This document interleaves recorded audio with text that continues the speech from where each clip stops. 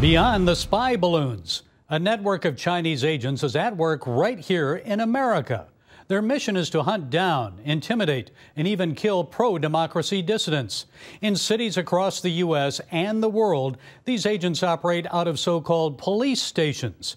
Dale Hurd brings us the details. Above this noodle shop in New York's Chinatown, agents of the Chinese Communist government operated an overseas police station for years. There are more than 100 of them worldwide. They don't usually look like a police station. They may only be back rooms, but they're staffed by Chinese government officials. The police stations, along with so-called Chinese government to harass and threaten pro-democracy Chinese immigrants to stop speaking out against the regime and go back to China, even kidnapping them if necessary. One of their targets is Li Jianji, a pro-democracy activist who was tortured repeatedly in Chinese psychiatric hospitals before he was able to flee to the U.S., where the persecution has continued.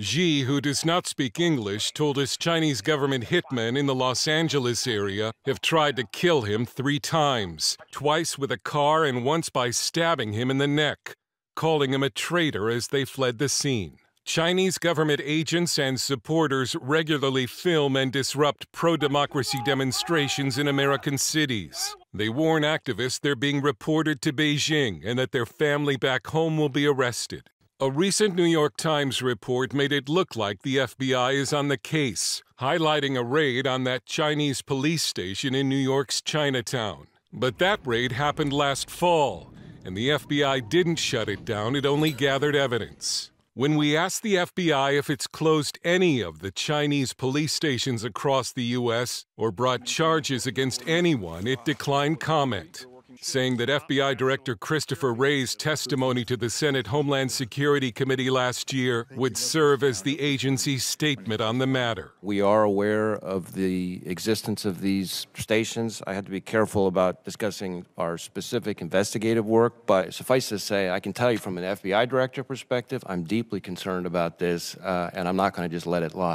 Threatening them and getting them to go back. Well, a lot of businesses, a lot of these countries, and I know in Africa, getting money from the Chinese. That may be why they're looking the other way. Okay, Dale Hurd. Thank you, Dale, for this compelling and insightful report. We appreciate it. Thank you, Gary.